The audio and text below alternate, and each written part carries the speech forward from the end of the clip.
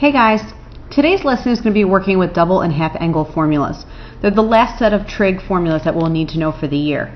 So I'm going to go through a few examples with different directions to show you how to use them.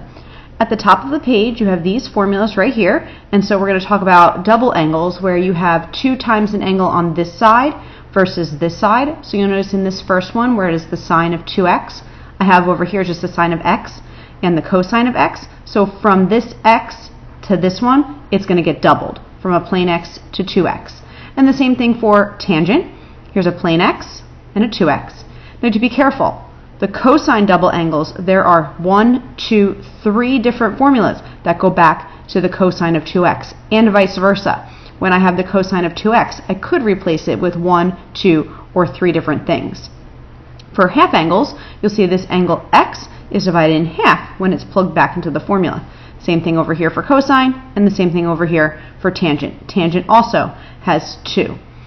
Now, like I said, for the other formulas, for the sum and difference formulas for sine and cosine, and for tangent, you won't have to memorize any of these. I will give them to you if you need them. You just need to know how to apply them. So let's start by talking about some simplified problems. So in this first problem, where I have the 1 minus 2 times the sine squared of 20 degrees, I want to see if I can make this something smaller, a smaller expression, by using one of the formulas. Well, if you notice here, I have a 1 and then a minus 2. And if I look all the way over here at this formula, a 1 and a minus 2, then the sine squared comes next. That matches. So I'm essentially using this formula where the x is the 20. So this is similar to the cosine of 2x formula. So what I'm going to do is make sure that I note that x will be 20 degrees, and I'm going to go ahead and put that into this formula for the x. Since the 1 and the 1 match, minus 2 sine squared, and then all I have to do is take that x, which we now know is 20, and plug that in for that x. So this expression is going to be equivalent to the cosine of 2 times the thing we labeled as x, 20 degrees. And then all you have to do is simplify that further, and that'll be the cosine of 40 degrees. Now 40 degrees is not one of our unit circle special angles, so we're just going to leave this like this. You're done for that one. But if this was something on our unit circle, we could go ahead and evaluate it. And I'm going to do the same thing in the next few examples. So I'm going to move this up, but you can go ahead and keep looking at it in your notes wherever it is. And in the next one, I have 2 cosine squared of 3 theta minus 1. And what you want to do is look at all of the formulas you have and see if this matches any of them. So when I look up at my list of formulas, I have a 2, a cosine squared. I have the same thing here, a 2, a cosine squared. Well, something in place of the x, a 3 theta where the x should be, and then a minus 1. Which means in this formula right here, x is going to be 3 theta. So the x in the formula is going to be 3 theta since it matches.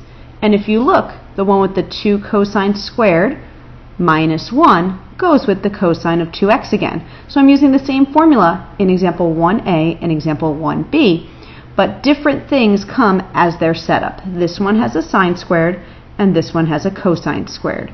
So now I'm going to take the x, which is 3 theta, and plug that in for that x in the formula. So this one will be equal to the cosine of 2 times whatever we had in place of x, 3 theta, and then we can just simplify that. So that's equivalent to the cosine of 6 theta, because the 2 and the 3 get multiplied together to give you 6. And you can't simplify that, so that one is also done. Now let me show you one of the tangent ones. So if you look at this problem with the tangent in it, I have the tangent and then 1 minus the tangent squared. So this one is very similar to this formula right here, except this formula right here has 2 tangent in it. You have to be able to manipulate all of these formulas and rearrange them to suit the problem you're working with. If this 6 was instead of 2, I could go ahead and apply this formula for the tangent of 2x to this problem. So instead of a 6, since I want a 2 there, what I'm going to do is take out a factor so that I can make it match. For example, if I take out a 3 and then rewrite this problem. So basically, like a GCF, take out a 3.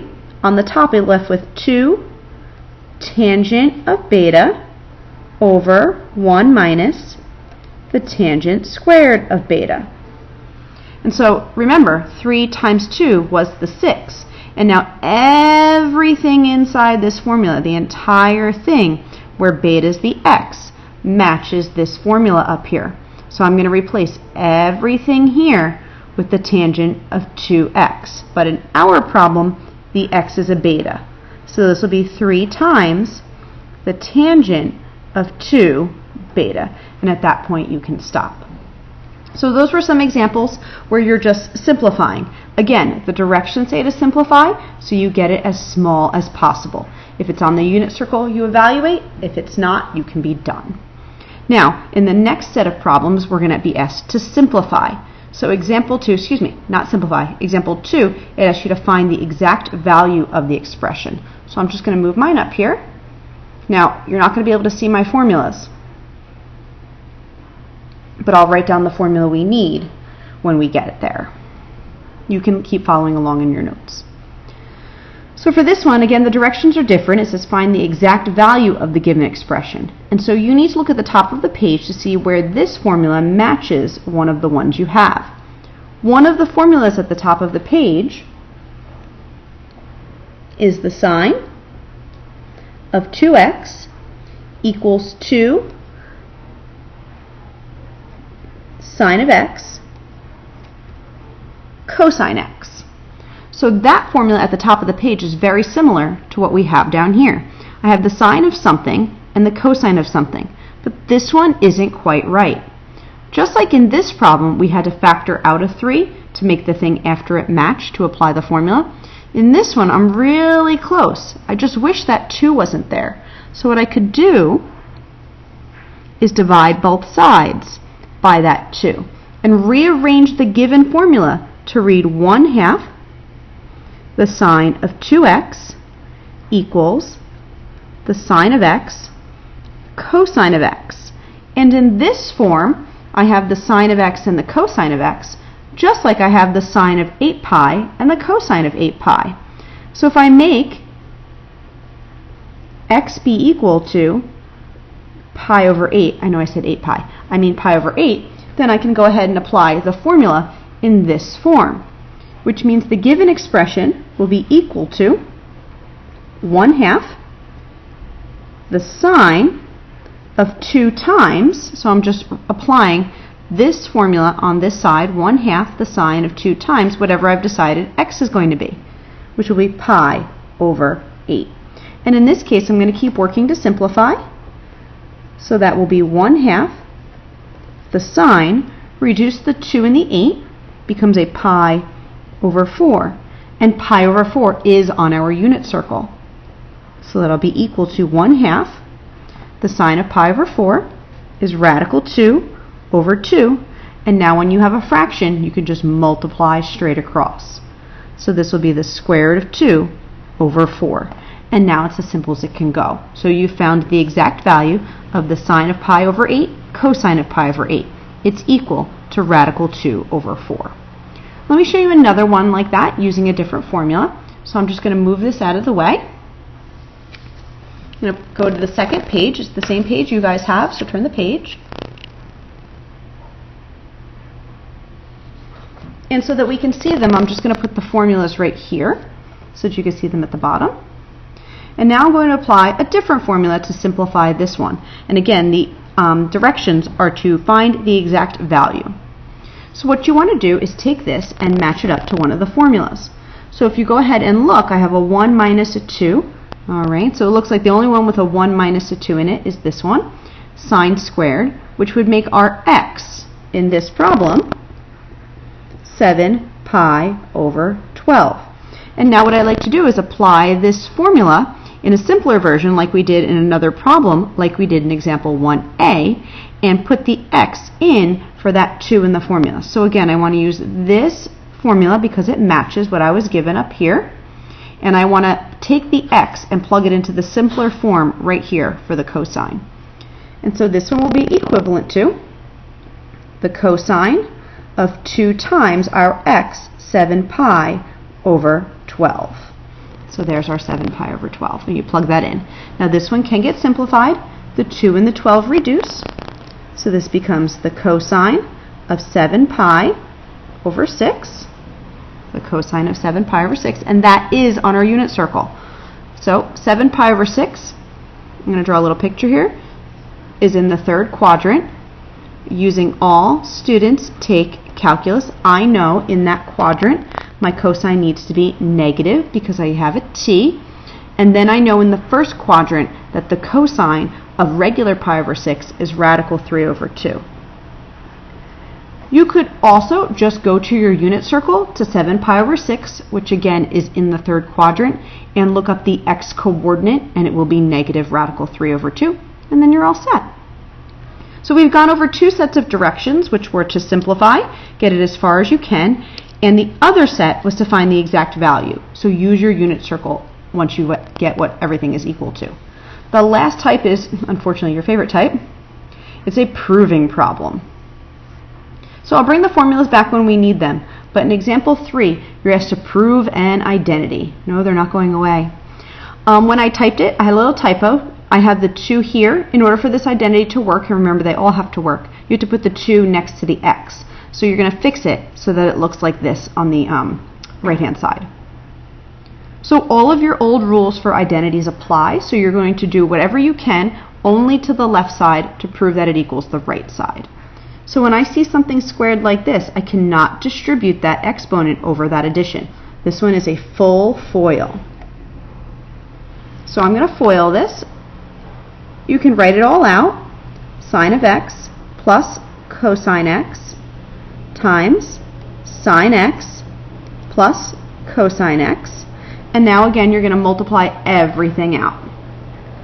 So when I multiply everything out, sine times sine is sine squared. I should put some equal signs here. Then I have sine times cosine. Then another sine times cosine. And then lastly, cosine times cosine is cosine squared. So now you need to start looking for some identities like we did earlier in chapter 9. Here are sine squared and cosine squared, and sine squared plus cosine squared is a Pythagorean identity equal to 1. Now sine cosine and sine cosine match, so there are 2 of those.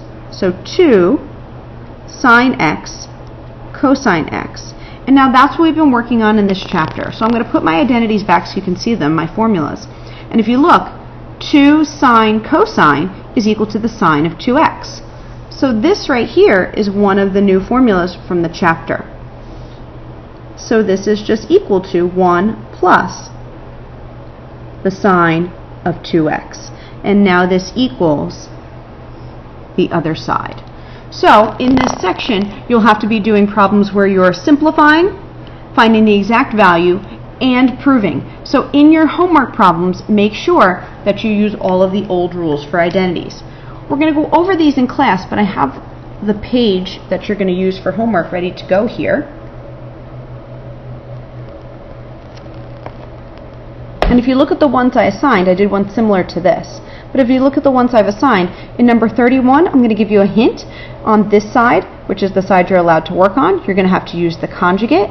And in this side, you have to look for the ones where you're going to use tangent. So I would try to simplify as many things as I can. Maybe change things to sine and cosine, but remember, you have to get to the cosine of 2x. So if you recall, what we did was look at our answers, and the cosine of 2x, that's one of the identities.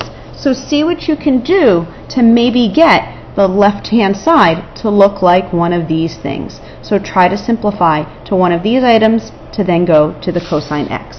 And whenever you have problems with, we'll go over in class. So see you then. Bye!